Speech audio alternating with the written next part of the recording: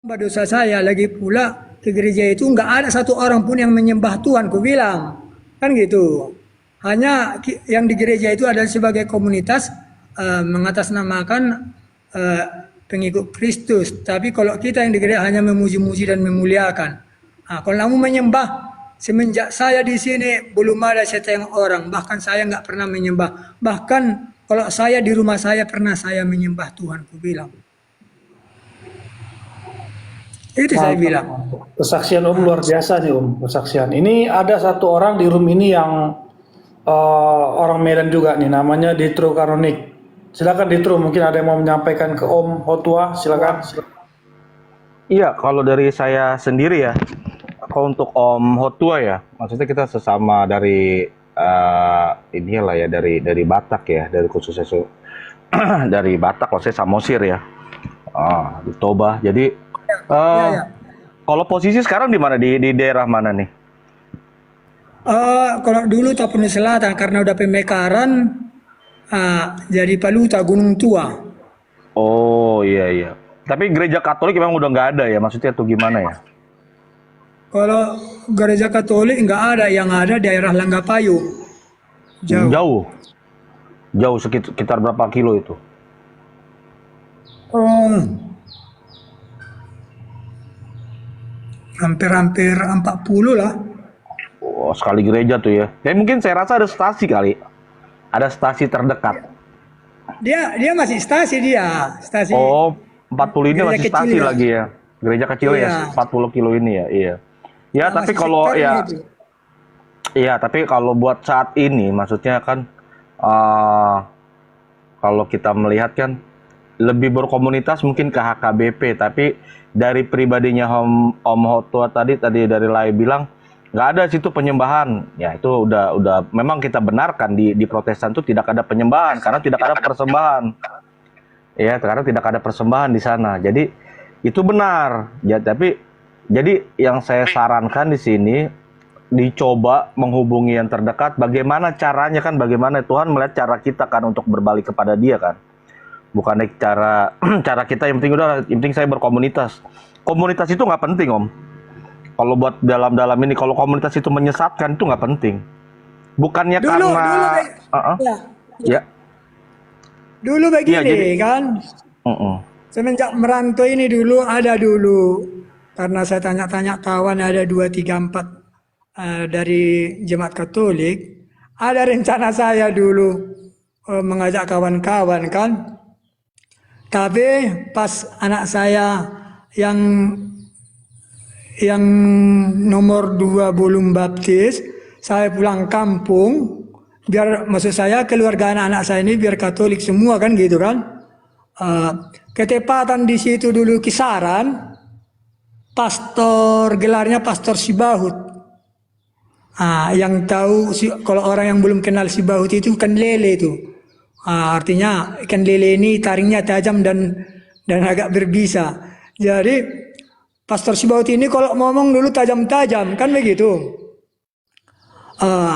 Jadi datanglah saya biar anak saya baptis di kisaran di kampung orang tua saya karena dulu bapak saya dulu sintua Katolik kan.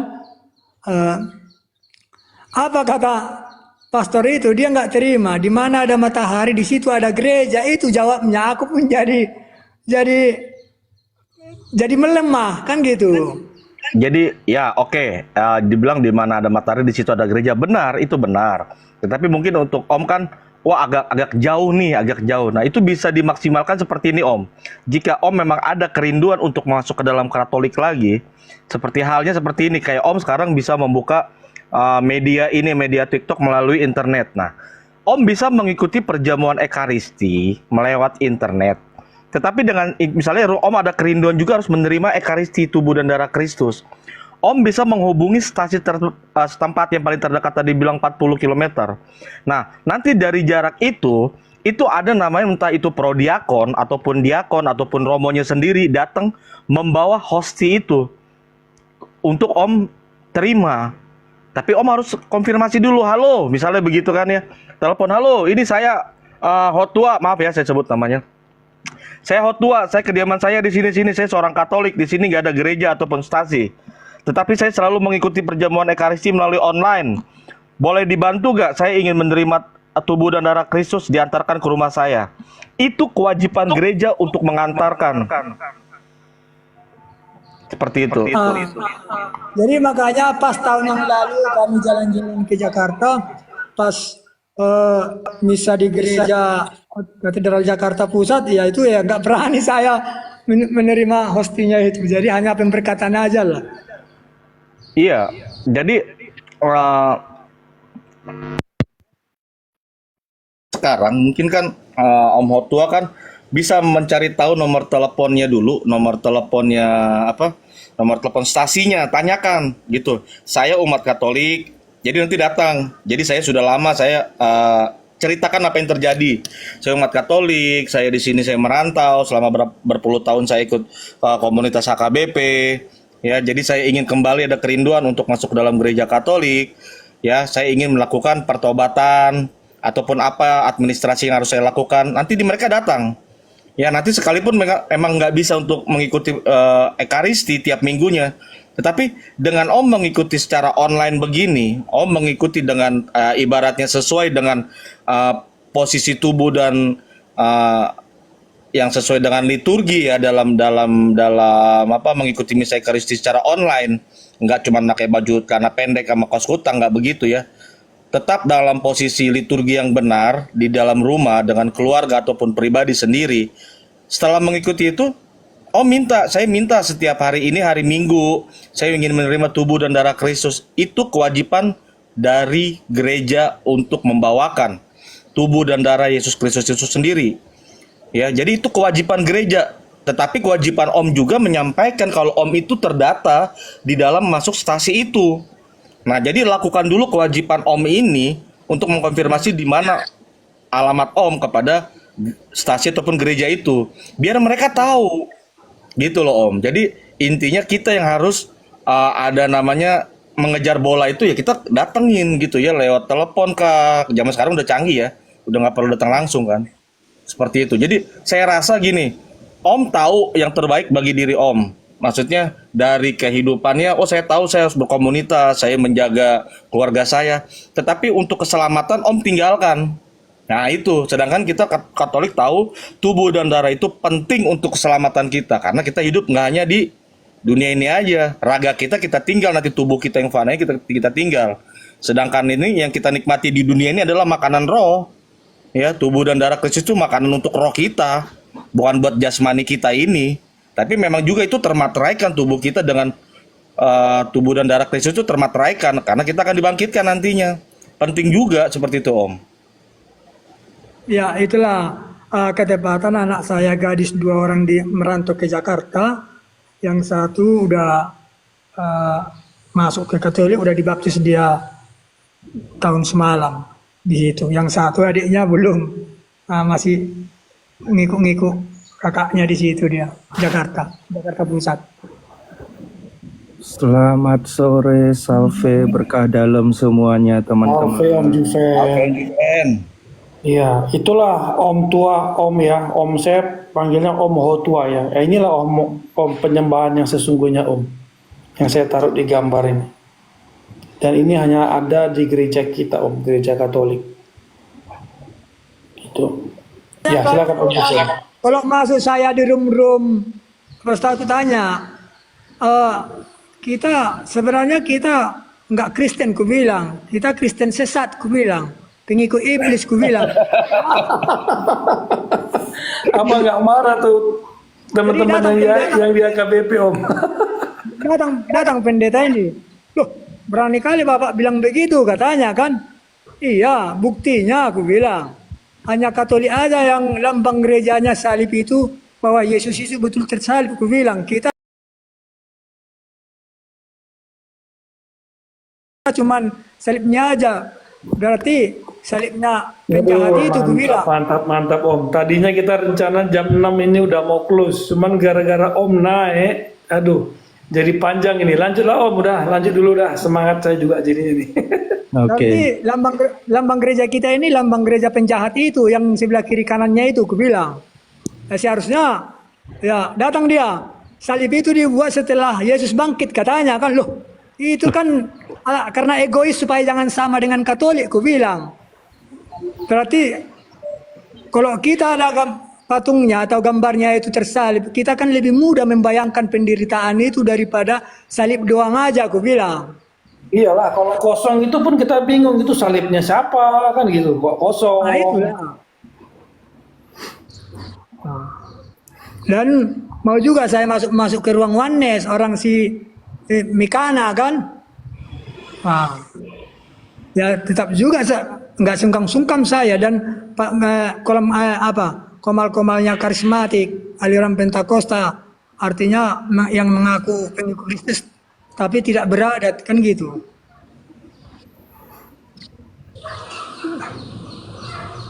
Salam Ya kenal Om. kalau memang Kristen pengikut Kristus ya Yesus tersalib dalam lambang gereja. Kalau pemahaman saya ya, karena namanya pengikut Yesus, ya salibnya ya tersalib aturan kan begitu, Pak. Iya, salam kenal Om Tua. Angel, enggak begini, saya ada mau sebelum saya turun host ya, Bapak Opung. Kalau Opung nanti saran saya naik di room Katolik ya. Jadi Opung ini kan dari HKBP. Jadi semua bongkar semua nanti di situ Opung. Boleh Opung ya? Nanti semua naik di room Katolik untuk menceritakan pengalaman Opung. Boleh? Ya di nama komalnya apa itu? Follow saya aja. Ada nanti itu Opung. Naik aja semua. Siapa yang mewartakan iman Katolik naik aja di situ Opung. Untuk mewartakan ini. Penting ini sebenarnya Opung. Ya. Boleh Opung? Ya. Boleh. Karena enak sekali ceritanya Opung ini, enak. Lanjut.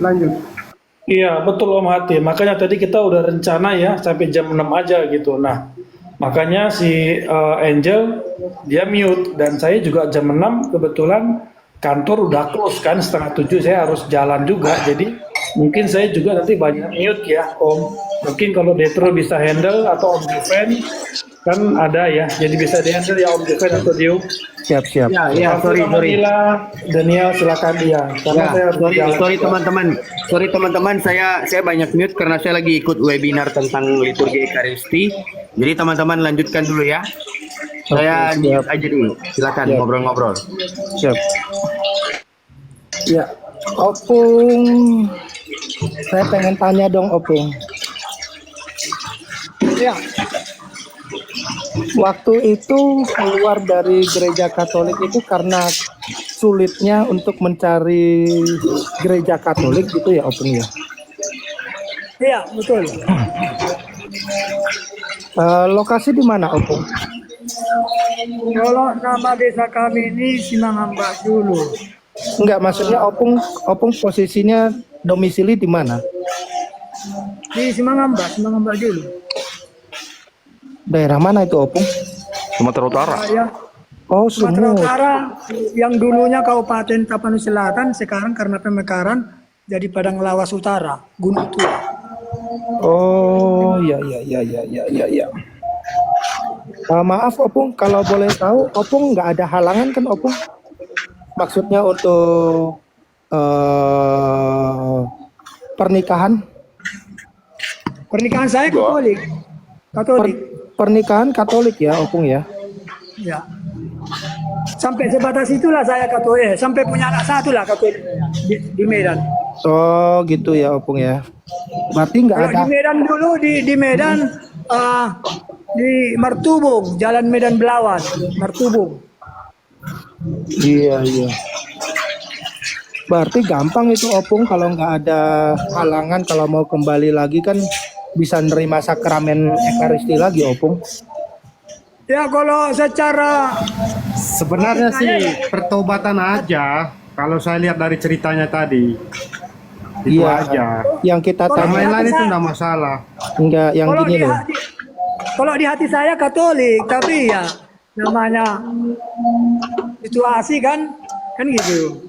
Iya Opung, iya dimengerti Opung. Enggak, soalnya kan kita juga nggak tahu kan kondisi Opung, maksudnya nikah lagi atau gimana kan kita nggak tahu Opung. Makanya tadi saya tanyakan. Kita kita setia dengan janji kami. Puji Tuhan Opung. Berarti nanti hanya menerimakan sakramen tobat ya Opung ya. Kalau untuk kembali Opung. Jadi nggak ada halangan untuk menerima sakramen Ekaristi Opung.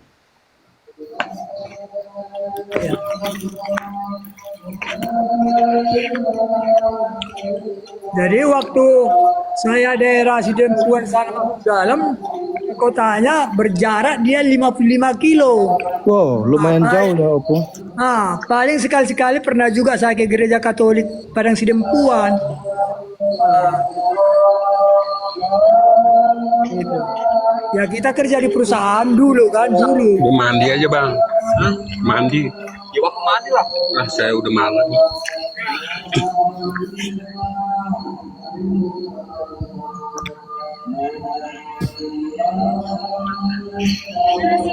Kalau untuk anak-anak semua udah Katolik Opung. Beli mie aja satu bagi dua. Hah? Anak saya ada 4, Mau nasi goreng. dua udah Ya ntar berkeluarga, kalau ada bagi-bagi tinggal, Pak.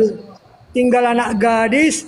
Yang anak gadis 1 sudah dibaptis dia di Katolik di Jakarta, di Katedral Jakarta. Pernah merantau di sana kerja pulang.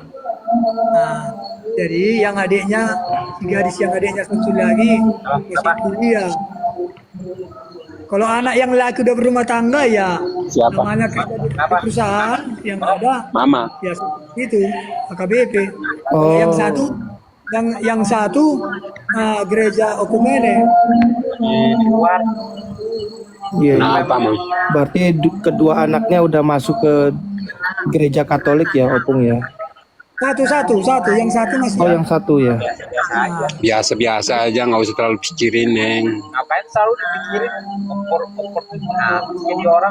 Om Ila dimut dulu Om Ila. Om Hila dimut dulu. Ya terima kasih Om Hila. Ya puji Tuhan ya Opung. Ya ini tergantung Opungnya sendiri. Kalau memang Opungnya mau kembali ke dalam pangkuan gereja yang satu, Kudus, Katolik dan Apostolik, yaitu Opung tinggal datang ke paroki setempat atau stasi setempat, ya Opung meminta untuk sakramen rekonsiliasi, sakramen tobat kepada imam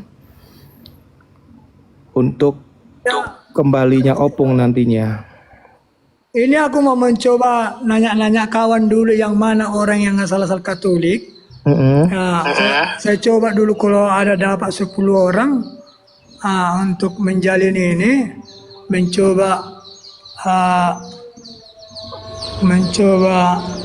bagaimana biar bisa bikin tapak. Nanti tunggu saya sapa dulu, ada kawan-kawan yang mantan Katolik itu, ada rencana saya seperti itu, mau cari itu.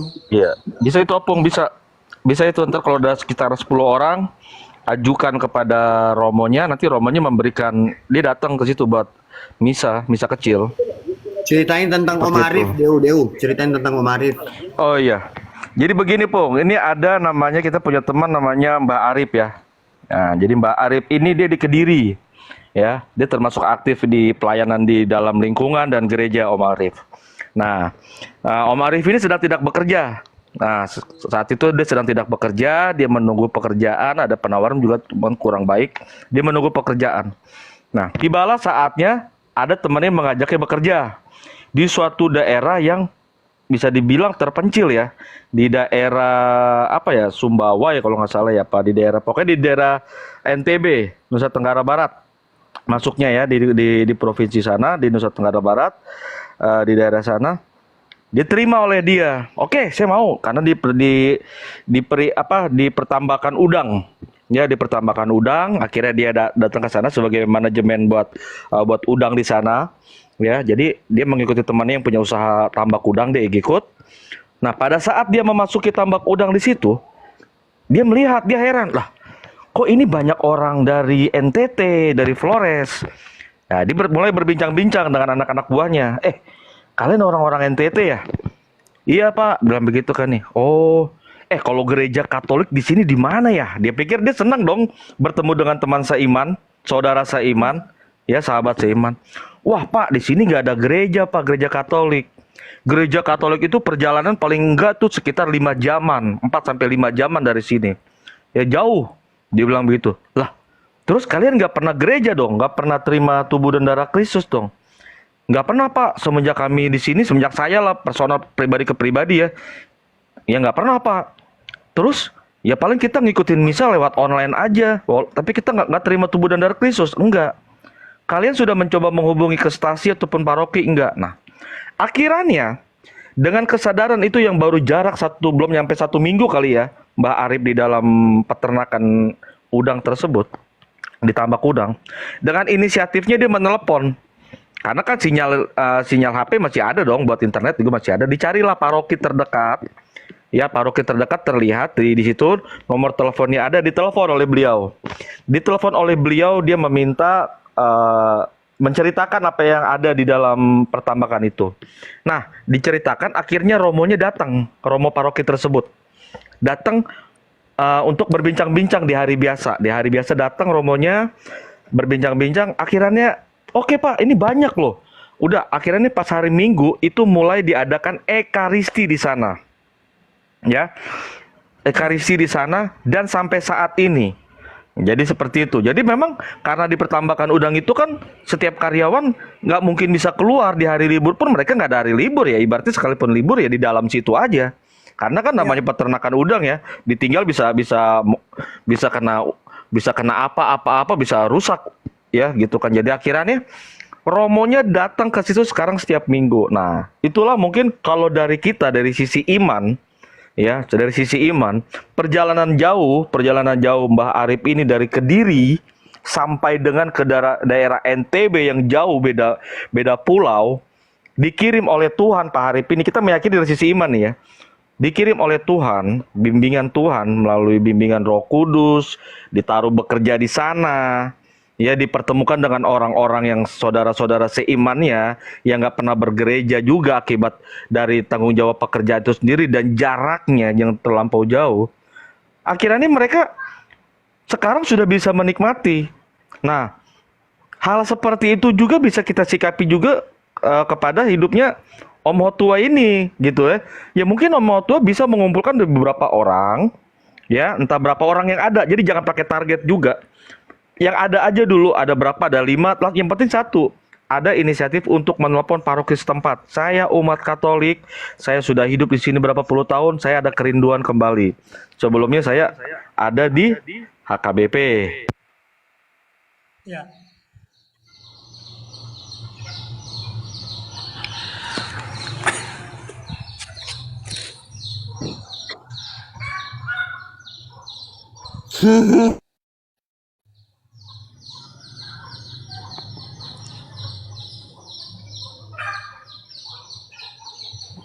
Ya, malam Robin dari mana? Selamat malam. Halo. Ya, Om Robin dari mana? Selamat malam. Om Robin. Om Robin, selamat malam. Dari mana Om? Oke. Teman-teman, saya bentar lagi jalan, lagi nyetir ntar. Nggak bisa buka data, mungkin ada yang bisa bantu nanti kalau ada yang naik buka data ya. Masih.